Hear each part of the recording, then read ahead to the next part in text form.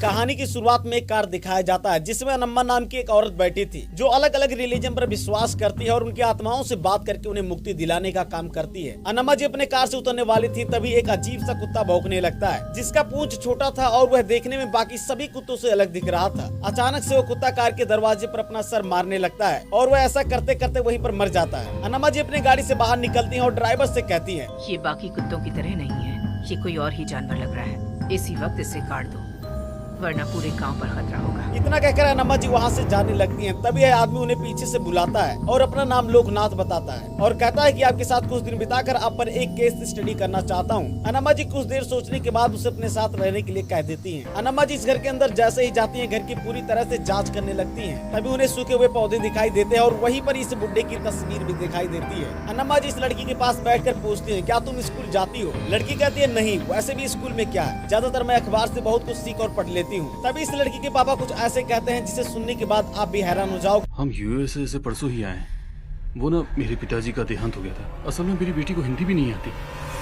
अनम्मा जी अचानक से उठ जाती हैं और चारों तरफ सामान इधर उधर हिलने डुलने लगता है। अनम्मा जी लोकनाथ से कहती है, तुम बाहर चले जाओ। लोकनाथ अपना कैमरा बंद करके बाहर निकल जाता है। उसके तुरंत बाद हमें यह सीन दिखाया जाता है जिसमें लोकनाथ अनम्मा जी से पूछता है, अनम्मा जी अंदर उस लड़की के साथ क्या हुआ था? अनम्मा जी लोकनाथ से कहती है, आँखों से दिखने वाली भौतिक दुनिया बहुत छोटी है, की सीमाएं हमें समझ में आती हैं, लेकिन अंदरूनी दुनिया की सीमाएं नहीं होती जिन्हें समझ पाना आसान नहीं। उसके तुरंत बाद हमें दिखाया जाता है उस कमरे में उस लड़की के साथ अनम्मा जी ने क्या किया था। जैसे ही अनम्मा जी उस लड़की से पूछती हैं, बता तेरा क्या नाम है, लड़की की आवाज एकदम से बदल जाती है। क्यों? शादी करोगी मुझसे? लेकिन वह लड़की अपना नाम नहीं बताती है। अनम्मा जी की नजर जैसे ही इस फोटो पर पड़ती है और वह ध्यान से देखती है कि वह बुड्ढा किस तरह से बैठता था और वह लड़की ठीक उसी तरह से बैठी हुई थी। अनम्मा जी समझ जाते हैं कि इसी बुड्ढे की आत्मा इस लड़की के अंदर है जिसका नाम सत्यनारायण राजू था और वह लड़की का दादा था। अनम्मा जी इस लड़की के पापा से पूछती है, तुमने अपने पापा का अंतिम संस्कार क्यों नहीं किया था? वह कहता है कि मैं अमेरिका से सही वक्त पर नहीं आ पाया था और वह अपने पापा से माफी मांगता है। अनम्मा जी कहती है, कोई इसके पसंदीदा चीज इसे खिलाओ और वह एक कटोरी में दही लाकर खिला देता है जिससे वह बुड्ढा उस लड़के का शरीर छोड़कर चला जाता है। लेकिन आगे अनम्मा जी को कुछ ऐसा केस मिलने वाला था जिससे भयानक केस आज तक उन्होंने अपनी पूरी जिंदगी में नहीं देखा था। कहानी आगे बढ़ती है। लोकनाथ अनम्मा जी के बारे में पूछता है कि तांत्रिक की दुनिया में कदम रखने का क्या कारण है, आपका रूट क्या है, आप किसे मानते हैं, आप क्या चाहती हैं? अनम्मा जी अपने बारे में बताते हुए कहती हैं, स्त्री को देवी मानने वाले हमारे देश में अनेकों वर्ग की प्रजा स्त्रियों पर अत्याचार करते आ रहे हैं। मेरे पिताजी एक आध्यात्मिक व्यक्ति थे, इंसानियत की मूर्ति, तांत्रिक थे। वह दूसरों के लिए तांत्रिक सेवा करते समय अपनी लाडली बेटी यानी कि मेरी बहन को खो दिया। उसकी याद में मेरी माँ भी मर गई। फिर भी वह अंत तक अपनी लड़ाई लड़ते रहे। मुश्किलों का सामना करने के साथ वह भी अपने प्राण गवा बैठे और मरने से पहले मुझसे तांत्रिक विद्या को आगे बढ़ाने का वचन ले लिए। उनका जो काम अधूरा रह गया उससे मैं पूरा कर रही हूँ। मेरे तांत्रिक ज्ञान से अगर मैं दुनिया को कुछ हद तक ही बचा पाऊँ तो काफी है। लोकनाथ अनम्मा जी से आगे पूछता कि आपकी जिंदगी में मोस्ट कॉम्प्लिकेट केस कोई है जिससे आपको लगा हो कि आप उसे नहीं सॉल्व कर सकती है? जिसपे अनम्मा जी कहती हैं, हाँ है, अपार शक्तियों से युक्त आत्मा की कहानी है। उसके बाद कहानी शुरू होती है 1990 में शुक्लापेट गांव से, जिसमें से यह घर दिखाया जाता है जो थोड़ा सा पुराना हो गया था और घर के सामने एक पुराना बरगद का पेड़ भी था। इस घर में रहने के लिए एक पूरा परिवार आता है जिसमें इसका नाम एंथोनी है, इसकी वाइफ का नाम मैरी और वह प्रेग्नेंट भी है, जिसके पास 2 लड़कियां हैं जिनका नाम है तारा और सूफी, और एंथोनी की माँ भी है जिसका नाम है सुरम्मा। सुरम्मा चाहती है कि मैरी को लड़का ही हो क्योंकि उसका मानना है कि लड़के के रूप में उसके पति पैदा होंगे। इसी बात को लेकर मैरी और एंथोनी बहुत ही ज्यादा परेशान रहते हैं क्योंकि उसके पास 2 बच्चियां पहले से ही थी और उसकी आर्थिक स्थिति बहुत ही ज्यादा कमजोर थी, जिसको लेकर तीसरा बच्चा नहीं चाहते थे। लेकिन एंथोनी का पूरा परिवार इस बात से बिल्कुल अनजान था कि इस घर में इनके साथ कितना बड़ा भयानक तांडव मचने वाला है, क्योंकि इस घर में पहले से एक परिवार रहता था और उन सभी किसी घर में बहुत ही बुरी तरह से हत्या हो चुकी थी और उन सभी की आत्मा इस घर में पहले से ही है। उन पूरे परिवार की हत्या कैसे हुई थी, इसमें एंथोनी के परिवार का क्या कनेक्शन है, आपको आगे पता चलेगा। कहानी आगे बढ़ती है और ये सभी घर में शिफ्ट हो जाते हैं। यहाँ पर मैरी सूफी से कहती है, तारा को बुलाओ। सूफी तारा को ताली बजाकर बुलाती है, लेकिन मैरी सूफी को डांटने लगती है क्योंकि तारा बचपन से ही सुन और बोल नहीं सकती थी। और अब घर में डरावनी कहानी शुरू हो जाती है। तारा जैसे ही इस रूम के पास जाती है, इस कुर्सी को देखकर डरने लगती है और भागकर अपने कमरे में सो जाती है। यह सब सूफी देखती है, लेकिन बिना कुछ बोले वह भी सो जाती है। लेकिन रात में 1:10 पर सूफी को कुछ आवाज सुनाई देती है। सुपी को जब ये आवाज ज्यादा तेज सुनाई देने लगती है तब वह डरकर उठ जाती है और जब उसका ध्यान तारा की तरफ जाता है तब वह कुछ बोल रही थी, जिसे देखकर सुपी पहले तो बहुत ही ज्यादा डरती है, लेकिन तारा को जगाकर पूछती है क्या तुम बोल रही थी? लेकिन तारा कहती है मैं कैसे बोल सकती हूँ। सुपी को कुछ समझ में नहीं आता, इसलिए बिना कुछ बोले तारा को सोने के लिए कहती है और खुद भी सो जाती है। अगले दिन सुबह होती है और तारा खाना खा रही थी, तभी मैरी की नजर तारा के हाथ पर पड़ती है। मैरी तारा से पूछती है तुम्हारे हाथ पर यह चोट कैसे लगी? लेकिन तारा कहती है पता नहीं माँ। एंथोनी और मैरी आपस में बात कर ही रहे थे, तभी उन्हें अचानक से घर में कुछ गिरने की आवाज सुनाई देती है। एंथोनी गैलरी में जाकर देखता है तो सभी फोटो अपने आप नीचे गिर रहे थे। यह सब देखकर पहले तो सभी लोग घबरा जाते हैं, लेकिन उन्हें लगता है कि शायद कारपेंटर ने फोटो को ठीक से जमाया नहीं होगा। उसके बाद तारा अपने कमरे में ड्राइंग बना रही थी, तभी यह कुर्सी अपने आप तारा की तरफ आ जाती है और कुर्सी से एक आत्मा निकलती है और तारा को अपने बस में कर लेती है। उसके बाद तारा कुर्सी पर बैठकर जोर जोर से झूलने लगती है, लेकिन वहाँ भी मैरी आ जाती है और कहती है ये कैसा खेल है? दोबारा चोट लगाना चाहती हो? मुझे नहीं पता था ये इतनी तेज झूलेगा माँ। और तारा को वहाँ से लेकर चली जाती है। एंथोनी जिस राइस मिल में अकाउंटेंट का काम कर रहा था आज उसे लेट हो जाता है और उसकी स्कूटी भी खराब हो जाती है। रात बहुत ही ज्यादा हो चुका था और उसे लालटेन लेकर सुनसान रास्ते से अकेले घर जाना था, लेकिन रास्ते में उसे डर लगने लगता है। तभी उसे एक आदमी दिखाई देता है और कहता है मैंने सोचा साथ चलेंगे इसलिए बुलाया।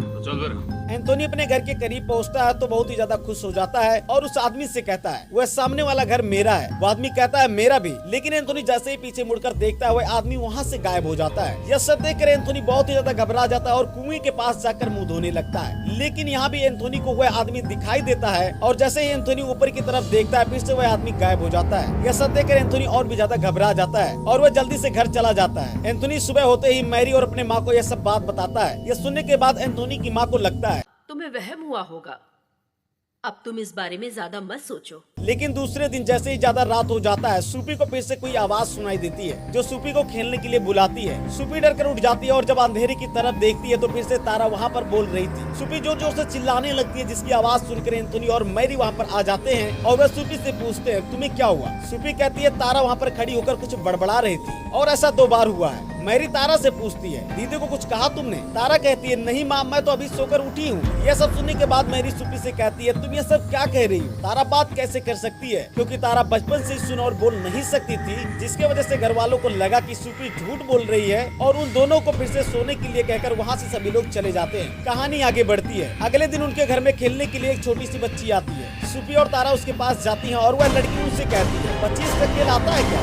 सुपी और तारा को लगा कि यह कारपेंटर की बहन है, इसलिए सुपी कारपेंटर से कहती है क्या हम आपकी बहन के साथ ऊपर जाकर खेलें?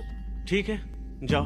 कारपेंटर उन्हें खेलने के लिए कह देता है, लेकिन कारपेंटर बाद में सोचने लगता है कि यह किस लड़की की बात कर रही है, क्योंकि वह लड़की एक आत्मा थी जो सिर्फ सुपी और तारा को ही दिखाई दे रही थी। जब मैरी छत पर जाकर देखती है तारा और सुपी 25 का खेल खेल रही थी। मैरी उनसे पूछती है तुम्हारे पास यह सामान कहाँ से आया? सुपी कहती है जो कारपेंटर की बहन आई थी ना, उसे स्टोर रूम में मिला था, उसी ने हमें ला कर दिया। जब और ज्यादा रात हो जाती है तब एंथोनी को कुछ आवाज सुनाई देती है। जब उस आवाज को सुनकर एंथोनी बाहर जाकर देखता है तब उसे तारा दिखाई देती है जो कुएं से पानी निकाल रही थी। एंथोनी उसे रोकने के लिए उसके पास जाता है, तभी उसे छत पर कुछ आवाज सुनाई देती है। जब ऊपर छत पर देखता है तो उससे 4 लड़की और एक औरत खड़ी दिखती है, लेकिन जब वो दोबारा देखता है तो वह गायब हो जाती है। इधर कुएं से तारा भी गायब हो जाती है, लेकिन एंथोनी को लगा कि तारा कुएं में गिर गई है और एंथोनी जैसे ही कुएं के पास जाकर देखता है पीछे से उसे कोई धक्का दे देता है और एंथोनी कुएं में गिर जाता है और इस वजह से उसे पूरी रात एंथोनी को कुएं में रहना पड़ता है। जब सुबह होती है तो मैरी एंथोनी को ढूंढते कुएं के पास जाकर देखती है तो एंथोनी कुएं में गिरा था। एंथोनी की माँ गाँव से कुछ लोगों को बुलाकर लाती है और एंथोनी को कुएं से बाहर निकलवाती है। अब एंथोनी बहुत ही ज्यादा घबरा जाता है और मैरी को कहता है मुझे कुछ स्पिरिचुअल चीज दिखाई दे रहे हैं। उसके बाद वो छोटी लड़की अगली रात को फिर से आती है। सुपी और तारा को खेलने के लिए कहती है, लेकिन सुपी कहती है मुझे होमवर्क करना है, तुम दोनों जाओ। वह लड़की और तारा बाहर घूमने के लिए निकल जाती हैं। तभी मैरी सुपी से पूछती है तारा कहाँ गई? सुपी बताती है कि कारपेंटर के बहन के साथ बाहर घूमने के लिए गई है। इसलिए मैरी कारपेंटर के घर जाकर पूछती है तुम्हारी बहन कहाँ है? लेकिन कारपेंटर कहता है कि मेरी कोई बहन ही नहीं है। तब मैरी बहुत ही ज्यादा घबरा जाती है और सोचने लगती है कि आखिर तारा किसके साथ गई है और तारा को ढूंढने के लिए मैरी बाहर निकल जाती है। लेकिन तारा को नम्मा जी मिल जाती है और तारा को मैरी के पास लाकर छोड़ देती है। जब मैरी तारा से पूछती है तुम किसके साथ बाहर गई थी, तब तारा कहती है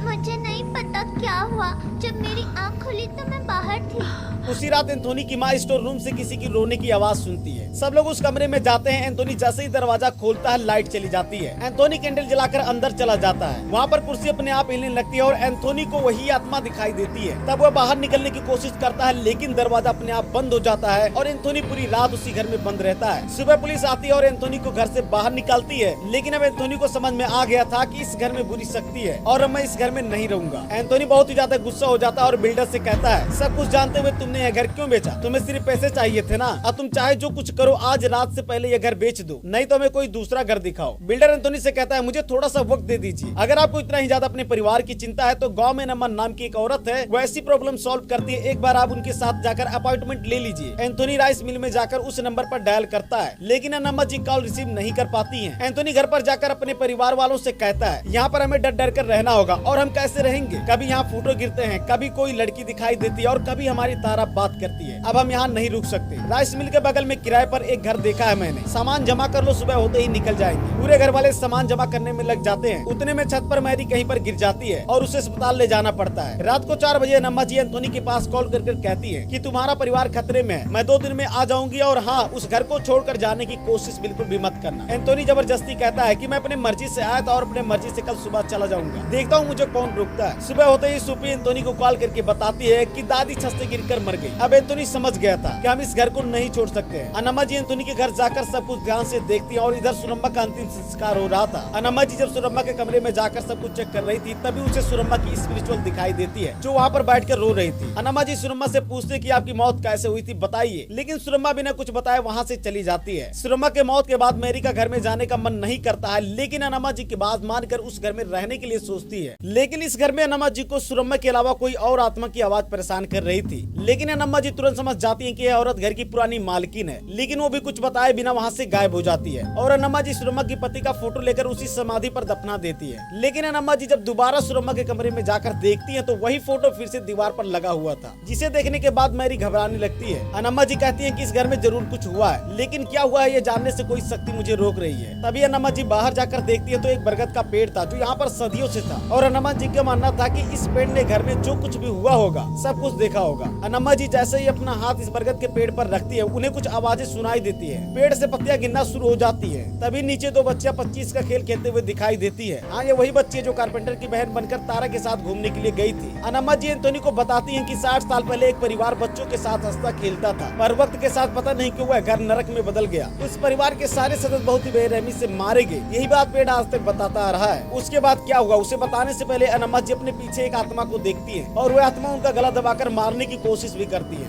लेकिन अनम्मा जी उससे बच जाती है और एंथोनी के परिवार वालों से कहती है, अगर मैं अभी बाहर नहीं गई तो मेरे साथ आप सबकी जान को खतरा हो सकता है और हाँ, अपनी छोटी बेटी का ध्यान रखना। देर हो रही है, मुझे जाकर किसी तरह मौसे के रात से पहले लौटना पड़ेगा। और इतना कहकर अनम्मा जी वहाँ से चली जाती है। उसके बाद हमें दिखाया जाता है कि सुरम्मा की मौत कैसे हुई थी। यहाँ पर हमें पता चलता है कि सुरम्मा को इस आत्मा ने मारा था और एंथोनी को भी कुएं में ढकेला था। उसके बाद एंथोनी स्टोर रूम को लॉक करवा देता है और उसको खोलने से मना कर देता है। उसके बाद हमें दिखाया जाता है कि अनम्मा जी अपनी पूरी टीम के साथ एंथोनी के घर पर जाती हैं, जिनमें 3 लोग रहते हैं। अनम्मा जी इसका नाम आर्या बताती हैं, जो बातें समझने में बहुत ही तेज है। उनका कहना है कि मेरे कुछ बोलने से पहले ही उसे जरूरत समझकर अरेंज कर देता है। इसका नाम है सुहेल, जो कि बहुत ही ज्यादा शक्तिशाली है। डर का मतलब उसे पता ही नहीं है। आने वाले खतरों को पहचान कर पहले से ही उसे टाल देता है। और इसका नाम है जीके, 16 भाषाओं को स्पष्ट रूप से पढ़ा और बोल सकता है। अनम्मा जी अपनी पूरी टीम के साथ रात भर बाहर ही बिताती है। तभी सुहेल अनम्मा जी को बुलाता है और बरगद के पेड़ पर एक कंकाल दिखाता है जो एक छोटी बच्ची का था। अगले दिन सुबह होती है और अनम्मा जी एंथोनी से कहती है, तुम अपने बच्चों का ध्यान रखना और उनसे अपना नजर बिल्कुल भी मत हटाना। तभी तारा को फिर से वही आवाज सुनाई देती है और वह जंगल की तरफ जाने लगती है। जब एंथोनी की नजर तारा पर पड़ती है, वह तारा के पीछे जाता है और देखता है कि वह एक बरगद के पेड़ के चारों ओर चक्कर लगा रही थी। एंथोनी तारा को पकड़ने जा ही रहा था, लेकिन अनम्मा जी उसे मना कर देती हैं और तारा लगातार बरगद के चारों ओर चक्कर लगाती रहती है। और जब बहुत ही ज्यादा रात हो जाता है, तब आर्या अनम्मा जी से कहता है,